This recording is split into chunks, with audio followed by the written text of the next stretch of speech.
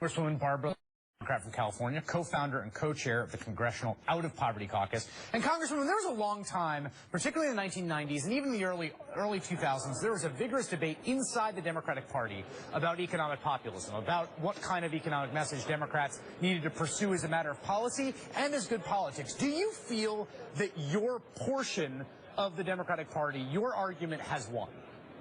Well, I tell you, Chris, at this point, it's not about winning, but it's about embracing the debate and understanding that we need to move forward and address income inequality and the reduction and the elimination of poverty.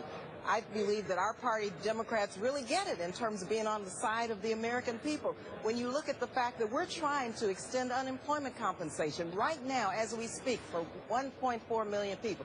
Who's trying to do that? It's Democrats. We can't get the Republicans, especially here in the House, to support an extension of the unemployment compensation. When you look at raising the minimum wage, for example, when you look at every issue that Senator Brown talked about, the president has been stopped each and every step of the way.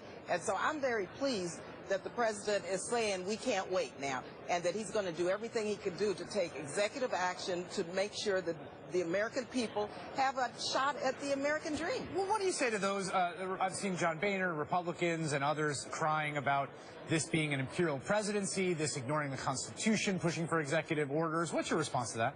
My response is they're just wrong. This is a democracy. And when you go back to when President Obama was elected, he tried every which way to get Republicans to support the Recovery Act.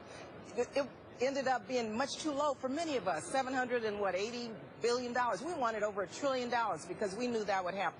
But, of course, the White House, in the spirit of compromise, negotiated with the Republicans, not one Republican vote. When you look at the Affordable Care Act, universal, accessible, affordable care for every American, the president worked with Republicans. How many votes did he get? Not one Republican vote. And so it's time now to take executive action. The Democrats are fully in support of that, and I'm very proud of what the president's going to say tonight. We need to address income inequality, and we need to address it in a way that reassures the American people that we're on their side. When you look at $7.25 an hour, how can anyone survive off of that? When you look at the fact that the taxpayer subsidizes, mind you, subsidizes big corporations to the tune of $243 billion and urges their employees to apply for food stamps and Medicaid and Section 8. Come on, Chris.